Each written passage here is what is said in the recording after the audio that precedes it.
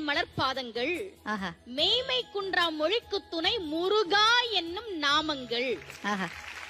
முருகான்றது ஒரு பேரு, ஒரு நாமம். இதுல அருணகிரியார் பாருங்க, முருகா என்னும் நாமம்னு சொல்லல, முருகா என்னும் நாமங்கள்ன்றார். இலக்கணப்படி இது தப்பு. ரொம்ப அழகா அதுக்கு பெரியவர்கள் விளக்கம் சொன்னாங்க. எதுவுமே தெரியலன்னா நீ முருகான்னு சொல்லு. ஏன் தெரியுமா? அது ஒரு பேரு கிடையாது, அது பெயர்கள்.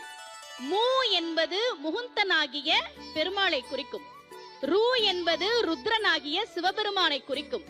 கா என்பது பிரம்மனை குறிக்கும். பிரம்மன் கிட்ட சரஸ்வதியும் இருக்கிறா, பெருமாள் கிட்ட மகாலட்சுமியும் இருக்கிறாள், சிவன் கிட்ட பார்வதியும் இருக்கிறார். எதுவுமே தெரியலனாலும் முருகா அப்படின்னு சொன்னா போதும்.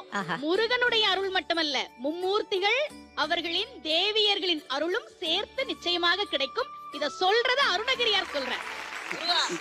முருகா முருகா முருகா. சுமதி மேம் ரொம்ப தேங்க்ஸ்.